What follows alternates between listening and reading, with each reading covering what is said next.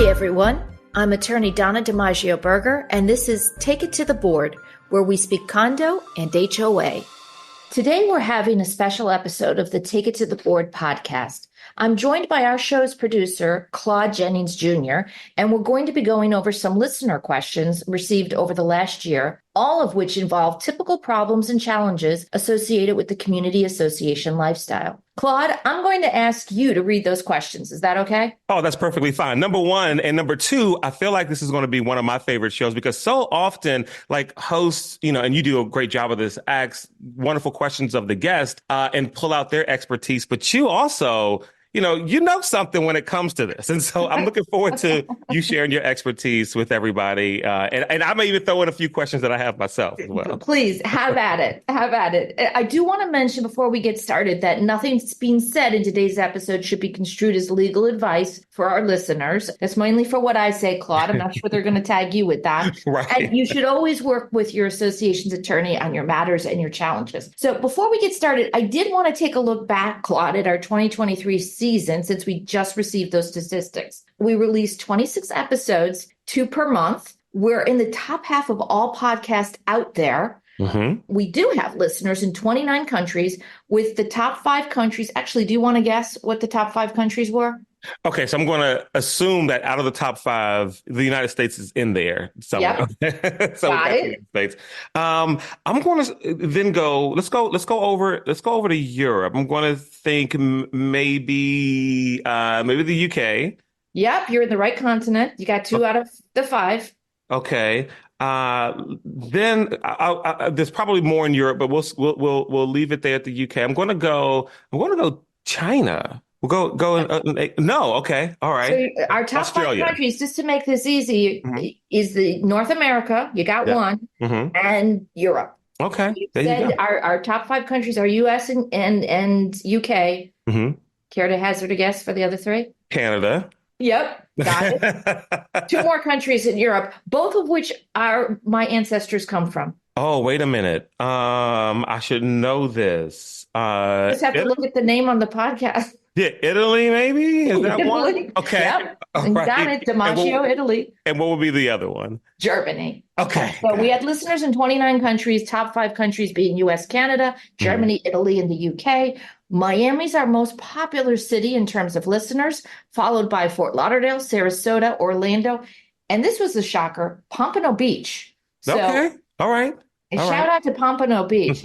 Our top 5 episodes in 2023 in terms of downloads. Now, this is not the top episodes overall for the podcast, since we're in our 3rd season, but the top episodes in 2023 were The Art of Negotiating the Best Telecommunication Deal for Your Community with Marcy Gershoni. Remember, the president of Community Cable Consultants. Right. Mm-hmm. Then we had our 55 and older communities still in demand. What must be done to preserve your senior lifestyle? That was with Mark Friedman, my partner at Becker.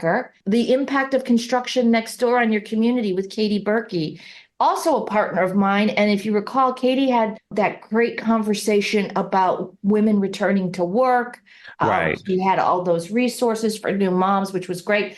The 4th most popular, shout out to my better half. It was celebrating the 50th episode with my husband, Michael Berger. He'll be happy to know he's in the top 5, but if I know him, he'll want to know why he wasn't number 1.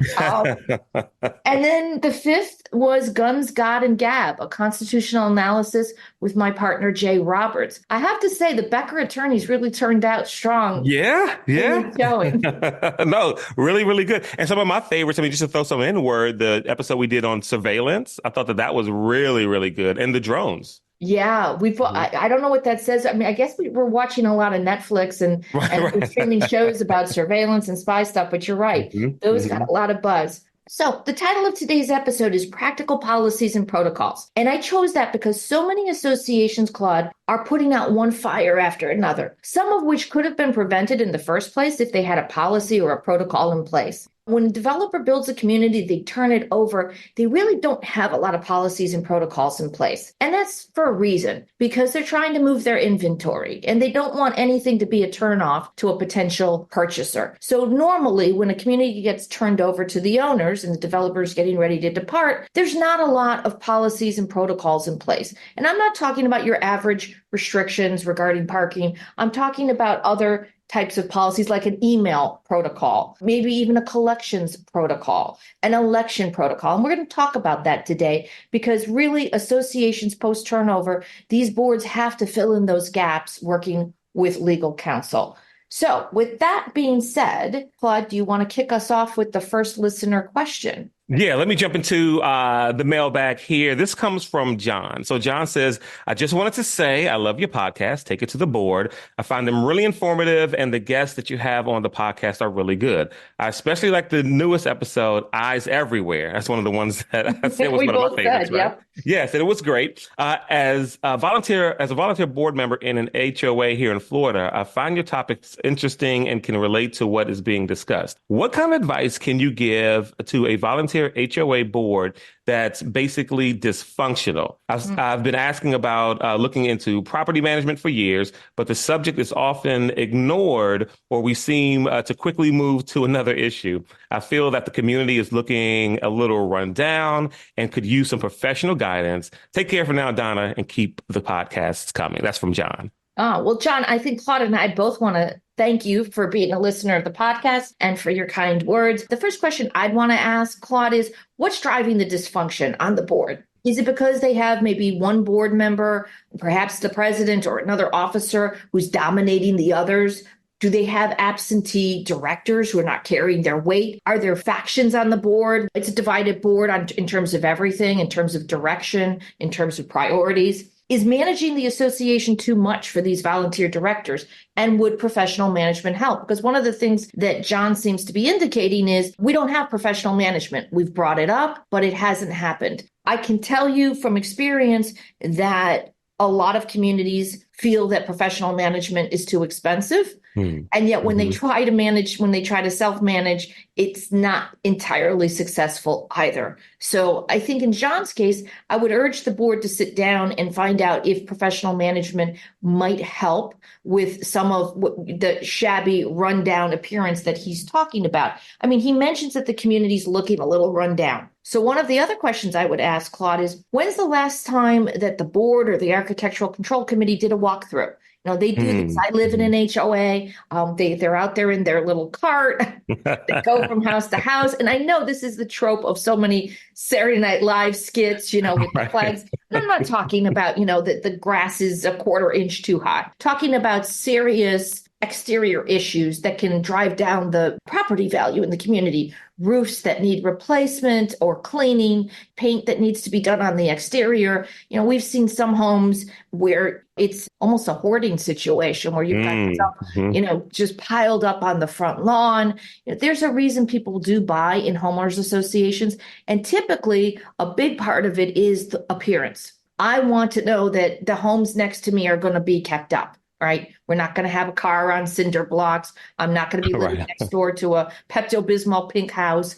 So appearance does count for when a lot of these people are making that decision to buy inside an HOA. When a community starts looking run down, it's usually a variety of factors that's driving that. It could be failure on the board's part to enforce the rules and restrictions. It could be vendors who've stopped performing up to par and they should be replaced, or maybe a conversation should be had where the community says, hey, we need you to step up the service. It could be a shift in the number of homes or units that are leased, and that maybe is creating a lack of attention to the community's appearance. So I think you got to look at all the different factors that might be going into this. My recommendation would be to sit down with legal counsel and the board and to discuss how to turn things around. One other thing, and we did an episode with my partner, Howard Pearl, on our board member boot camp training recently.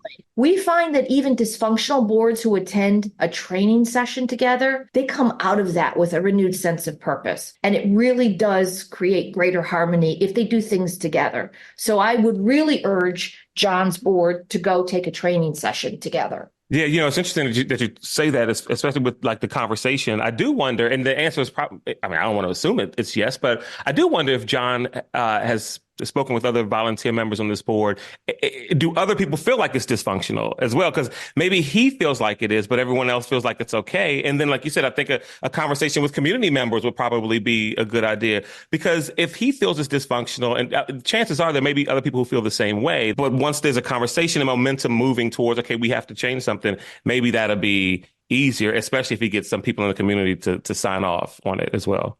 It's a really good point because you're right. People have different sensibilities and Hmm. sensitivities. Right. So, what may be irking John, seeing those three gnomes on that front lawn, the place is going to hell. But and Hmm. other people don't notice it. So you're right. By the way, I'm one of the pickier people in my own HOA, but I do believe. Are you not one of the ones driving around in those golf carts, No, by the way? Did you just absolutely okay? not. I am not driving around in a golf cart. And, I do kind of adhere to the let 'em theory on most things. Unless it presents, look, if there's something that presents a safety or security issue, this happens mostly in HOAs. Somebody's allowed their landscaping to get so out of control. Now it's impacting sight lines for pedestrians and motorists. That's a problem. So I think the board also has to choose its battles, right? So many people make fun of HOAs because their priorities, some of them, their priorities are off. But I think if you work with council and you've got a reasonable set of priorities when it comes to the architectural control, that's going to help create greater harmony in the community. Okay, there you go. Well, and the picky HOA, by the way, had been a theme in a few holiday movies I've seen this past holiday season, oddly enough. Several movies just had picky HOA people as a subplot. It was weird. By the way, I'm open for consultation on those movies if anybody from Hollywood's listening. There you go. This next question is from Anna. Says, we love the show and listen to engineer Tim Marshall's episode several times since our older high-rise must undergo a milestone safety inspection. Our building is in a great location right off the coast in Palm Beach. So we do have a lot of new owners who buy and completely renovate their units. Prior to the Surfside tragedy, we always just required proof from owners that they were using licensed and insured contractors and that permits were being pulled for their projects. Now we're starting to think we should be doing more. Ooh, I'm glad Anna asked this question, Claude, because her community is the rule, not the exception here. Okay. So since Surfside, everyone is more cognizant of the structural issues pertaining to older construction, particularly buildings located on the coast like Anna's is. In the past, you're right, the litmus test was for owners who were undergoing construction inside their units. Is your contractor licensed? Is your contractor insured? And are you pulling permits? And that's no longer good enough, in my opinion. My first recommendation is every association should have an engineer with whom they work and who they can routinely rely upon when these questions regarding building safety come up. I mean, Tim's episode is a great one to revisit. So he really laid out all of the changes we saw legislatively post Surfside. I have communities where licensed and insured contractors, they've done a lot of damage to neighboring units in the common element. So just saying my contractor is licensed and insured isn't going to mean that the project the owner is contemplating isn't going to cause problems in the community. So what my suggestion is, make sure that you have some protocols in place regarding construction inside the units, that the association's engineer reviews those plans, not just the contractor saying, I've looked at it, this looks good. That's like the fox guarding the hen house. Okay? So you need to have an independent review to make sure that none of the project that is being contemplated will impact the structural integrity of the building. And again, we're not talking about somebody who's just replacing wallpaper in a kid's bathroom. We're talking about these renovations in these older buildings in prime locations where they're gutting the place. They're removing cabinetry. They're drilling out flooring. They're impacting plumbing lines and electrical lines. They may even be moving interior walls. So those are the kind of projects where you need to make sure that the contractor is not damaging electrical conduits, that they're not damaging common piping, that they're not drilling into the slab where they're impacting as I said, the structural integrity. Also, what kind of work is going to go on? How noisy is it going to be? How long is it going to last? A lot of these communities, particularly in Palm Beach and other areas that are very seasonal, Claude, they restrict any sort of construction during high season, during the holidays and things like that. So you do need to have those policies and protocols in place before you need them. Okay, because once somebody has come to you and said, hey, I'm gutting my whole unit and you don't have anything in writing, it's going to be very hard to now start making it up as you go along. So work with council. I think for our multifamily buildings, a construction policy is essential. It's crucial. And you can even add in that the owner who wishes to undertake the renovation has to pay for your architects or engineers' review of those plans. And then lastly, when we're talking about renovations in Florida, we have a 6-month hurricane season here. And you're going to want to make sure that, ongoing construction projects are handled properly in terms of securing any construction materials, that they're not left out on balconies, which many of them do. Waste bins are properly emptied and secured prior to a storm. So I'm glad Anna asked that question, because that's one of my favorite policies to recommend. And I have never seen a developer turn over a community, particularly a condominium or a cooperative, with that kind of protocol in place. That's one that you have to work on. Nice. One of those that do policies and protocols like you discussed in the beginning of the show that you definitely want to make sure that you have. So this question is from Thomas. He says, we are a condominium community with a large snowbird population. And as we record right now, it is a struggle for me in the mid-Atlantic area in the Washington, D.C. area to get over the mid-40s as we speak. So I wish I were one of those snowbirds. Come on down. I need to. I should. I mean, I've got friends in Florida and they're posting pictures that they're playing golf right now in January. And I'm like, wait a minute, what world are you guys living in? So Thomas says people often leave their units vacant for weeks or months at a time. Normally, this isn't a problem, but we recently found out water was leaking on a 4th floor unit for weeks and damaged all the downstairs units that stacked, 2 of which were also vacant. And now we have a mold problem. We can't tell people to live in their units year round, and we don't allow rentals. So what is the answer, professional Donna?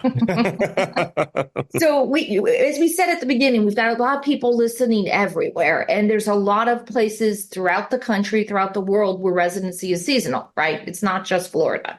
So I recommend that all communities operating multifamily buildings adopt a vacant unit policy. Whether you're seasonal or not, you still got people that leave their units for weeks at a time. They may be going on a cruise, they're traveling, work takes them away. So in a multifamily building, it really is essential that you have a vacant unit policy. So what does that look like? Well, first of all, it looks like if you're going to leave the unit vacant beyond a certain time period, that could be, some clients say 7 days, some say 10, some say 14. That's a discussion with counsel. It has to be reasonable, but beyond a certain time, the water supply to that unit should be shut off. Okay. So that's number one. But the AC should be left on at a reasonable temperature. So because some people leave, they leave the water on, they shut the air off. It's a perfect combination for mold to grow if there is a leak. The other thing you're going to want to have is somebody local that the association can contact if they need to get into the unit. Now, some associations have keys to the units. In Florida, the statute says that the board has the right to access the unit in the event that there's an emergency or they need to check anything out inside the unit, any condition which might impact neighboring units or the common elements. But again, people are reluctant to just use that key and go into a unit. Sure. And in some cases they don't have it, which means they need to break down a door or break a window. And normally, for Thomas's question, by the time they know that something's going on in vacant units, it's been going on for quite a while. Sure. Right? So the water is either coming out the door, or one of the people in a unit, maybe the first floor unit, by the time it gets to that unit, which is occupied, it's already done a lot of damage in the other vacant units. Right. The other thing we can do is a water leak policy, Claude. So this also pertains to multifamily buildings. Water leaks are inevitable in these buildings. They just are. Sometimes it's related to construction defects. More often than not, it's just related to human behavior. Somebody stuffs something down a drain that they shouldn't, or they don't replace an appliance or hot water heater when they should. There are leaks that spring from common pipes all the time, and they cause damage in the units. So it does make sense to have a water leak policy, and that policy can also include requiring your owners to swap out items like hot water heaters at a certain date after manufacture, regardless if it's still working. I think my sister told me recently she replaced an AC unit and it was 25 years old. 25 years old. You kept that thing going a long time. But, that's my point. For some people, they're just going to go until that thing has a problem. And that could be very problematic. So your water leak policy could have an expiration date. speak to counsel. But it's a great question, especially in a multifamily building. You have to anticipate that people are going to leave their units vacant. And what do you do about that? What do you do with a vacant unit when a storm is coming? What do you do if you need to get in there, if you suspect there's a problem inside the unit? Have somebody local that they can contact. And that local person, if you're going to be gone for the whole season, let's say 2-3 months, that person should be required actually to go check on the unit every 10 days or so. Sure. Yeah, that sounds reasonable to me, that they would have that. All right. So this question here is from Morris. Morris says, I've been the president in our 68 unit condominium for the last 10 years. OK, so, yeah, Mr. President would like to know. He says, I'd love to get off the board, but no one else seems to want to step up and take over the job. We have been asked to sign lender questionnaires whenever a unit is being sold, and the questionnaires seem to be getting lengthier and more confusing. Our manager does not feel comfortable with filling out these questionnaires, and none of us on the board, none of us board members want to do it. Must we fill out these questionnaires? And if we don't, can we be sued? I deal with this question all the time, Claude.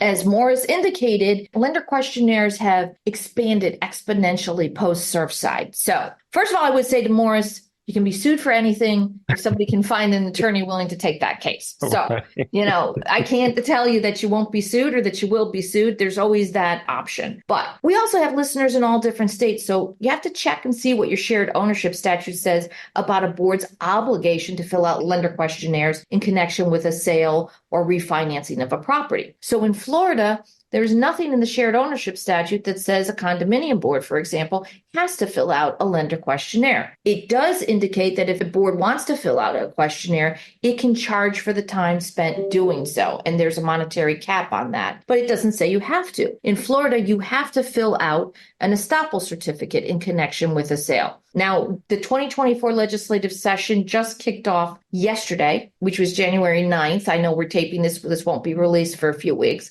But the 2024 session in Florida just kicked off. We do have a controversial bill pending in Florida, which would prohibit associations from charging the owner or the purchaser for the time it takes to prepare the estoppel certificate. And I have to scratch my head with that bill, Claude, because right now, if somebody's selling their unit and the purchaser wants to know what's owed on it, the association can charge for the time it takes to prepare that estoppel certificate. Some estoppel certificates pertain to units that are in collections.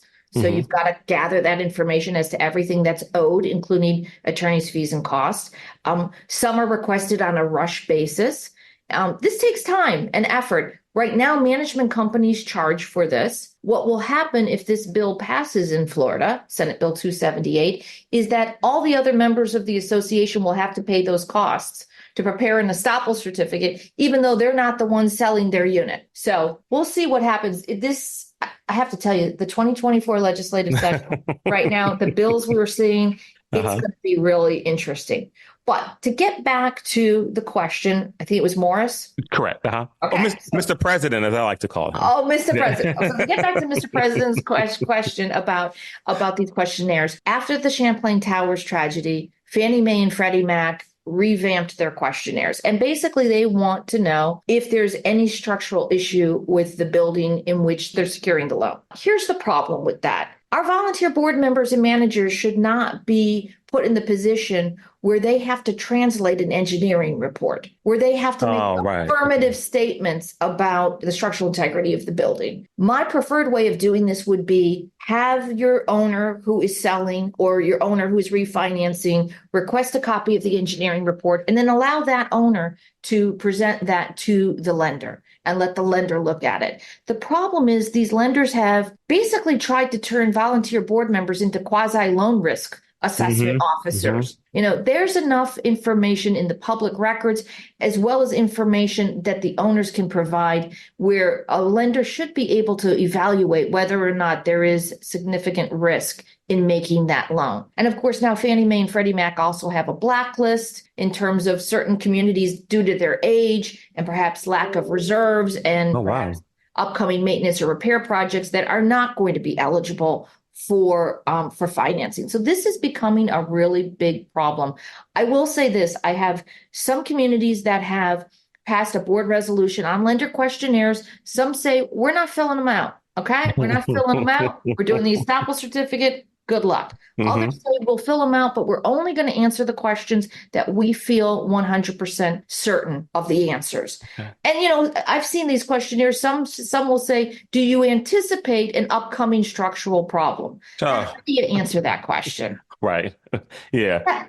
That's a problem. So I understand Mr. President's concern here because I share it and I've drafted a lot of those policies. What I would recommend is have one on hand, because the first time you say, we're not filling this out, and you don't have that board resolution paired and passed, what's going to happen is the closing agent will hound you to death. I used to do residential real estate closings and commercial real estate closings early on in my career.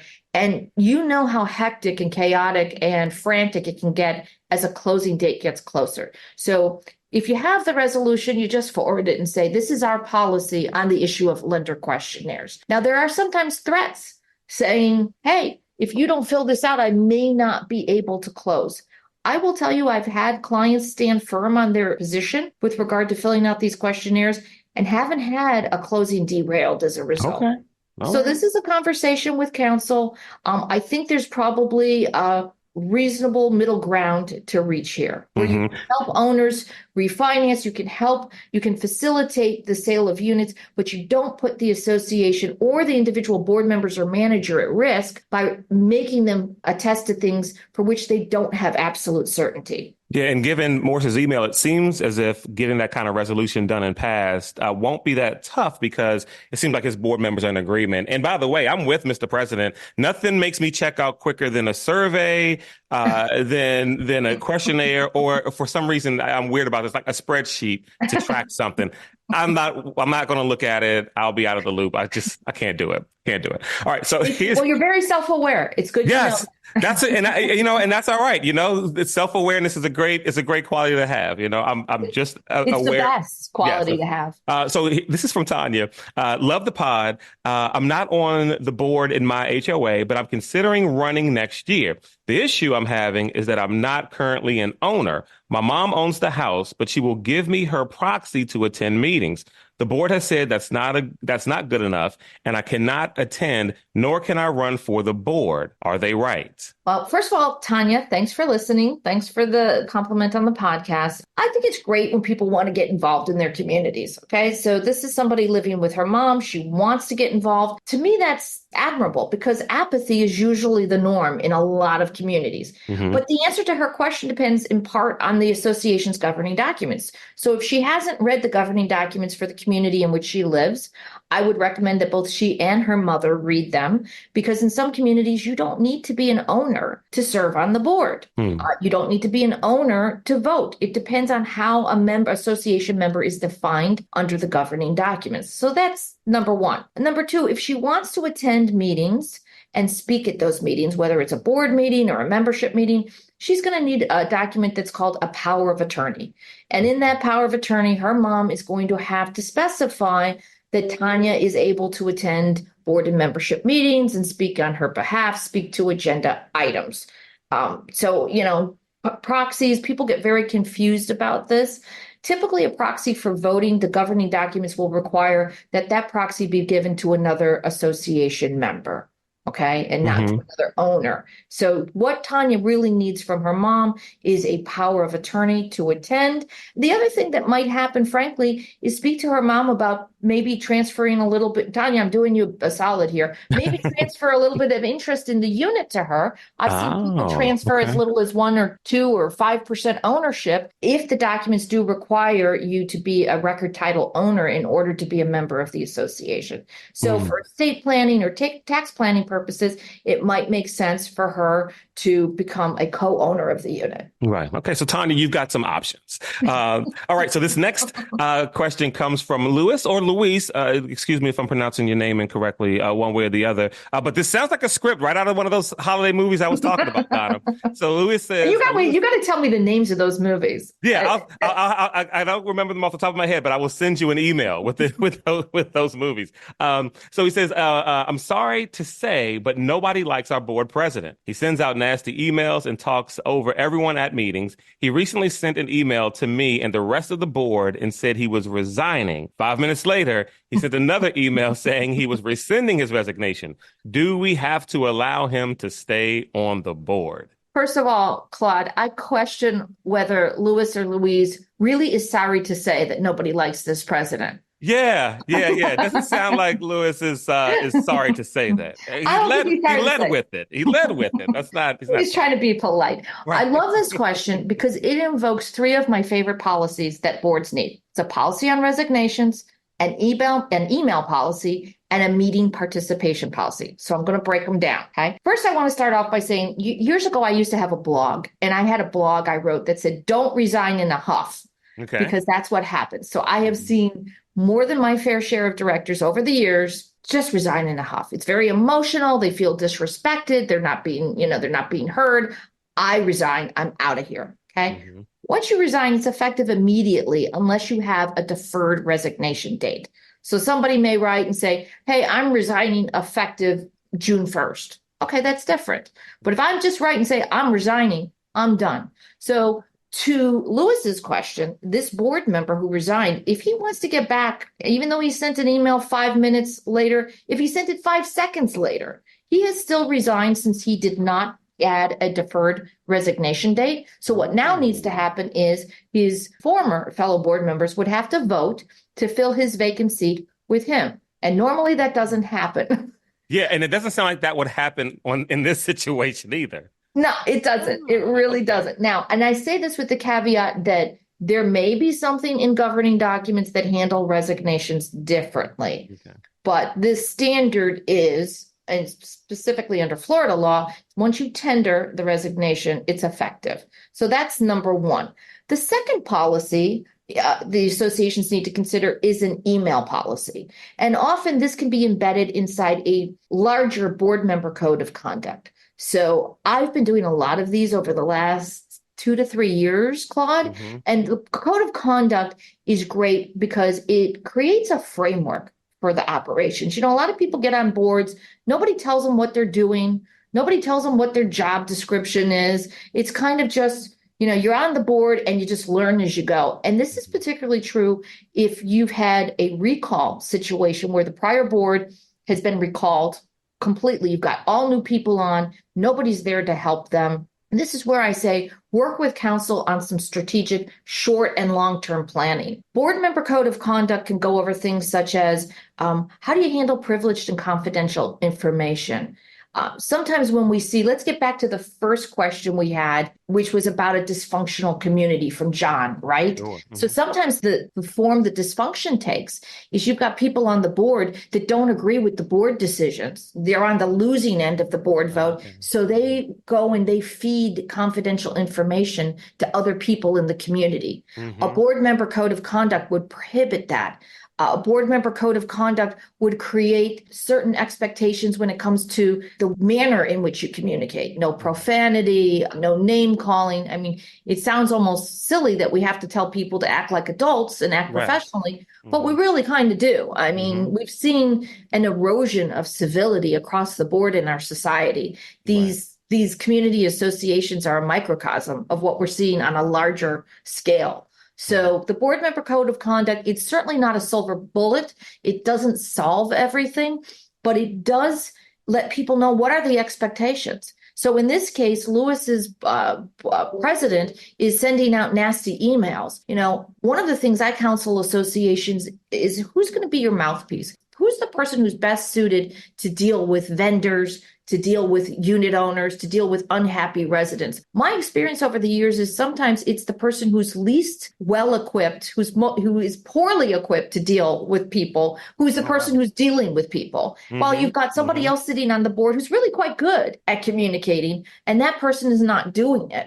So, a lot of problems get worse depending on the way you communicate. So that board member code of conduct and the email policy can be very useful in kind of diffusing arguments right at the beginning. And let me give you an example with an email policy. So we've got a lot of boards, 5, 7, 9 member boards. If an owner sends that email, Claude, and they copy all 7 or 9 board members. Who writes back? Right. Mm-hmm. Without a policy in place, you may get 6 board members to write back, to respond. 2 may be nasty. 3 may give different opinions. So if somebody says, where can I park? The worst thing you want to happen is to have different members of the board writing back with different instructions. With different things, yeah. Because that becomes a problem later if we head into litigation. So an email policy is really important. And again, I've never seen a community come out of the gate and have something like this already in existence. It's something that over time you figure out, gosh, we really kind of need this. And then lastly, participation at meetings. Okay. You really need a rule on participation at meetings.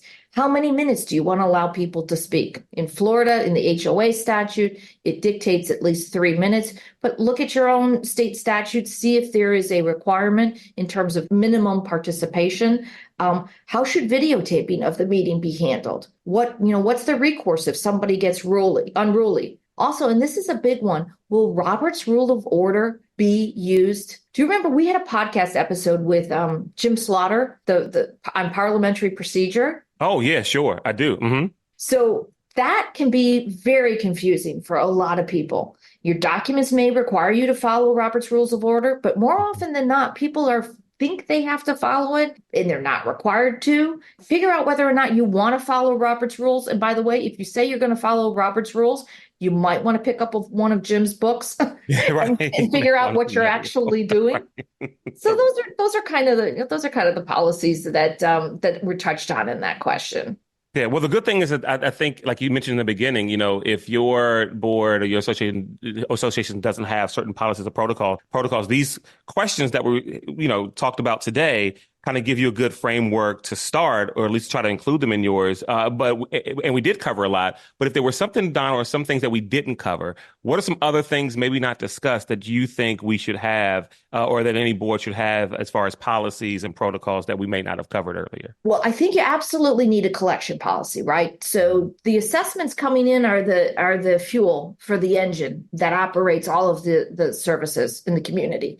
So you need to have a collection policy, and this becomes important, Claude, depending on what's going on in the greater economy. So during the recession, we saw that people were using, older collection policies where maybe they were sending out 2, 3, 4 warning letters and then finally turning it over to the association council to collect delinquent accounts. Of course, now you have to look at the state statutes and see what they require in terms of your law firm collecting those accounts. For some communities, this put them months behind schedule. And they say, bigger the balance, the bigger the problem. And collecting it. So I think every community needs a collection policy. You also need to know, are you entitled to charge late fees and interest? So we got a lot of communities out there charging things they should not be charging. By actually sitting down and crafting a collection policy with association council, you'll know what you can and can't do. And if there are gaps in your documents in terms of being able to charge late fees and interest, then you might want to fill those with an amendment. Look, the reality is, it's not about being punitive. It's about making sure that everybody is paying their assessments so you can continue to insure the property, maintain and repair the property, provide the services that people thought they were getting when they bought. So I think a collection policy is a must. An election ballot handling policy. So in Florida, Claude, a lot of the complaints we see that are made to the Department of Business and Professional Regulations, Division of Condominiums, pertain to election disputes. Something got screwed up. I was supposed to be on the ballot. I'm not on the ballot. They said I was delinquent. I paid, what have you. You need a policy regarding how election ballots are to be handled. In Florida, for condominiums and cooperatives, they are required to conduct a secret ballot process for election of directors. But what does that mean? What if I come in and I hand in my ballot with my my outer envelope with the inner envelope tucked in? What's the manager's responsibility at that point?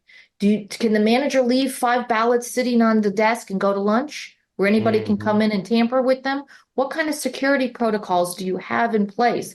What if somebody comes in and says, hey, I made a mistake, can I have my ballot back?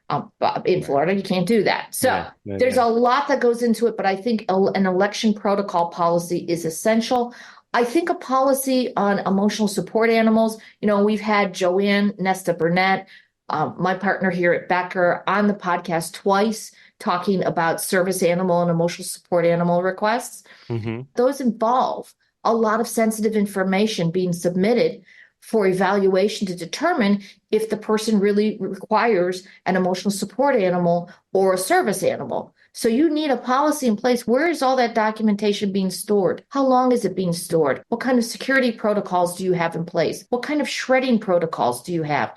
And when you transmit it, are you transmitting it just by forwarding the email, or are you using encrypted email? So I think a policy on ESA and service animals is important. And then lastly, an enforcement protocol. And this is a big one because everything we've been talking about involves enforcing the rules and restrictions in the governing documents. Sure. So a lot of boards don't have, believe it or not, an enforcement protocol. And by that, I mean, depending on the type of problem you're having, whether it's, somebody's parking in the wrong spot, or they have a commercial vehicle they shouldn't have in the community, or they have unauthorized guests, or it's 55 and over and they've got younger people with kids living in there. Whatever it is, what's the starting point?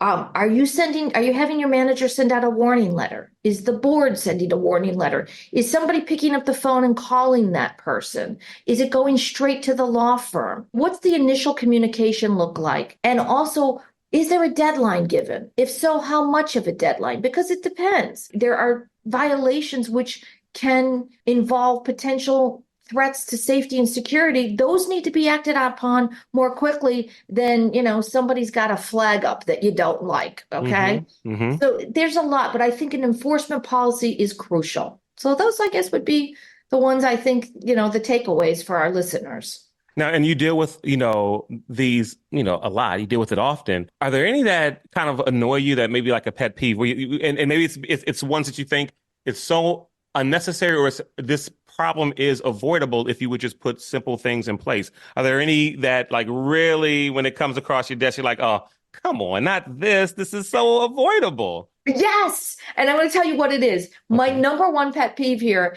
is a board that has paid counsel to prepare policies and protocols, mm-hmm. and then they never adopt them.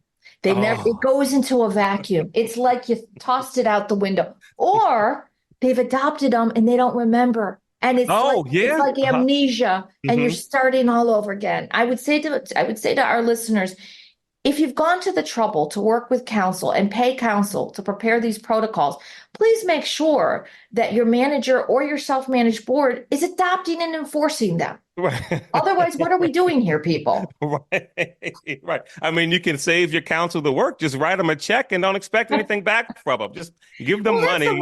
That's the most frustrating thing, Claude, because I want people to get the value of what they're paying for. And I want them to have these tools. So I think that's an important one. And that also speaks a lot to housekeeping. So how organized are you? How organized are your documents? How organized are you with regard to your limited common element? If you have assigned parking spaces, assigned boat slips, storage areas, all of those things, a lot of the issues we deal with and a lot of time and money is spent that could be avoided if people had better internal housekeeping. And I realize a lot of times this is because they've switched management companies and the prior company has not been all that cooperative in terms of, the documents and the operations they've overseen.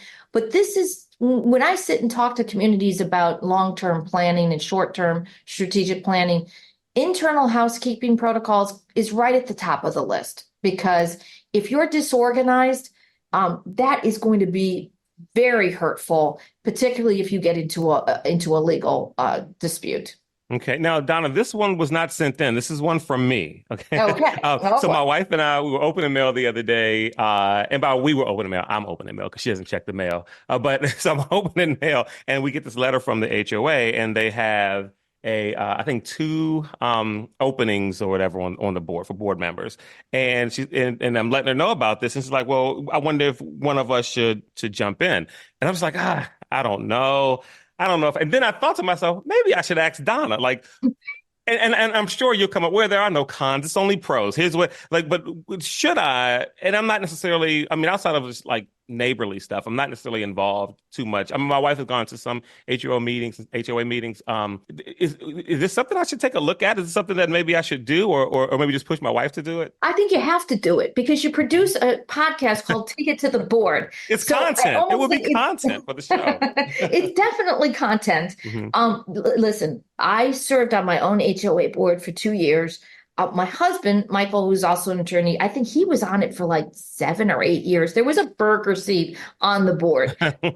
You learn things sitting in that position. So I think everybody who lives in a community association should consider running for the board, right? For many people, their home is their biggest investment. Right. And you'll feel better about the community. You'll feel better about your association if you kind of know what's going on. If you don't want to serve on the board, at least go to the meetings. Okay. So that's number one. Okay. That's a given. Okay. You're paying assessments. You live there. At some point, there's going to be something that irks you. But yeah, I would urge you or your wife to get on the board.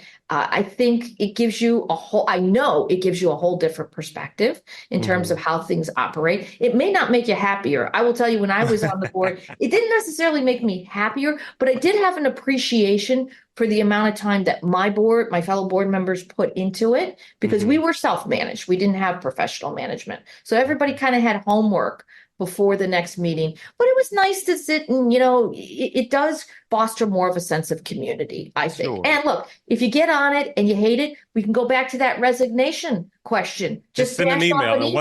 And then once I send it, it's done. I'm out. I'm gone. I'm gone. So yeah, maybe I will look into it. And Donna, one other question for me, and I think our listeners may want to know too. How did you end up in community association HOA law? Was this something that a young 15, 16-year-old Donna always wanted to do when she graduated high school? And what was the journey like for you? There is a story behind this, Claude. So I did not ever consider being a community association attorney. That, like, when I was in law school, by the way, I was a 23-year-old lawyer. So I did college in 3 years.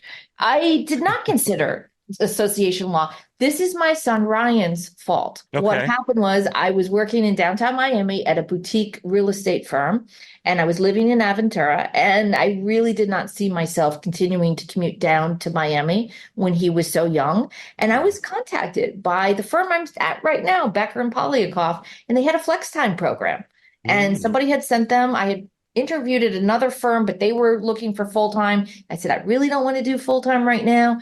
And they went and sent my resume over to Becker and Polyakoff that did have a flex time program, which was wonderful. So when Ryan was little, and then after that, I had my daughter Lauren 3 years later, I could work 15 hours a week, 15 to 20 hours a week when they were little. And that's how I got into this area. And I remember interviewing with the firm's founder, Gary Polyakoff, who said, well, you know about the, condo law, Ms. Berger. And I said, sure. And I'm thinking, I'll read the statute. How hard could it be? It was a lot harder than just reading the statute. This area of law involves contract law, labor law, you name it, everything you can possibly think of, land use and zoning. So I haven't been bored all these years doing this area of law. Some people may think it's simple, right? It's not. It's very nuanced, and it also requires listening to people and understanding their frustrations, because this isn't like representing a corporate entity where, at the end of the day, you got a problem, you leave, you go home. This is a living together relationship. You have a problem in the community. Those board members and owners, they see each other at the pool, in the elevator, next door at the clubhouse. So, I do feel a responsibility. All these years, it's been fulfilling.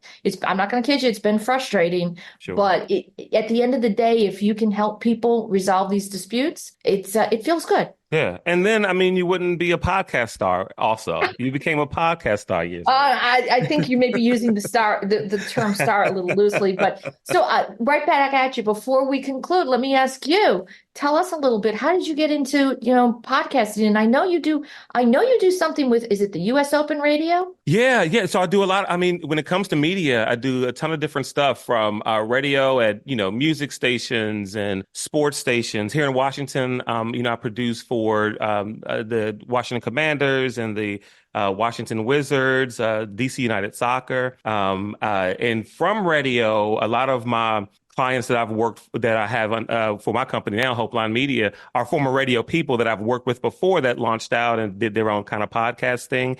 And through word of mouth, I've got more clients that I can handle on my own. So I've got 4 people that contract under me to take care of some of the, live engineering and, editing and things. And one thing I love about what I'm able to do is the things that I learned. Like I don't know anything about HOA law, anything like that, but listening to you and other experts in the field, there's another podcast that focuses on space design and engineering and rocket launch. And I'm learning that they're doing 3D printing in space using space matter as feed matter. It's just, and you learn so much stuff from all these smart people that I talk to people and they think that I'm smart and I know things. And then I just sit in on recordings and I edit stuff. But yeah, ever since probably my senior year in high school, I knew media was what I wanted to do. It was kind of after newspapers kind of went south and online publications started to make their way. And so I did all the things you're supposed to do. I interned at local television stations and local radio stations, and then got an overnight gig working 9 p.m. to 6 a.m. at the all news station. And the next thing you know, you just kind of train and ask people, can you show me this? Can you show me that? You stay late, you get there early, you learn things, and someone gets sick, you got to fill in. And the next thing you know, opportunity, opens. And, the legendary, basketball coach, late John Thompson, from Georgetown, said, you can never schedule when opportunity knocks on your door. You just got to have your bags packed when it comes. And I just tried to be great quote. Yeah, I just tried to have everything ready and just learn all things from news writing to camera work to video editing, audio editing, and just kind of go where the opportunity takes me. Well, we are so fortunate to have you. When I hear about all your other ventures, I say, oh my gosh, I don't know that Take It to the Board is as exciting as the sports, particularly the sports things you do. Yeah, it was last summer. I think I had failed to mention that I was in New York for the U.S. Open, and I was back in the hallway somewhere in this dark little studio getting ready to go into, Claude, where are you? Wow, I'm in New York for the U.S. Open. Like, wait a minute, what? Like, yeah, I got to do U.S. Open ready. But it becomes so routine. Sometimes I don't think anything of it. But I am very fortunate to have to be in the field that I'm in and get the opportunities that I get, including working for Take It to the Board. Well, we have to give a shout out to your son too. So how is your son? Your son is on the tour. Is he? Oh yeah. So my son Manny, he's 11. He's on he's in the PGA Junior League. He won MVP for his particular team 2 years in a row. He started doing individual tournaments last summer. He won both of the tournaments he was in. Wow. He also wrote a book called "It's Okay to Be Me." So I stuttered when I was a kid. My wife stuttered as well. He stutters now. We both grew out of it. He may not. But essentially, the book is about his journey with stuttering, but not letting it stop him from, speaking his mind and saying what he has to say and being confident and just trying to encourage kids. It's a children's book to encourage kids. If there's something about you that you may not like or someone may try to make fun of you about, just brush it off. It's okay. It makes you unique and stuff like that. Yes. Claude, that's amazing. You never told me that before. So let people know, where can they find the book? Oh, yes. So the name of the book is It's Okay to Be Me. Manny Jennings, Manny Jennings, and they can find it on Amazon. You can order it on Amazon and gift it to a young person in your life, I'm going to give it to my nieces. There you go. Well, thank you, Claude. This has been fun. Thank you so much, Donna. Thank you for joining us today. Don't forget to follow and rate us on your favorite podcast platform or visit takeittotheboard.com for more ways to connect.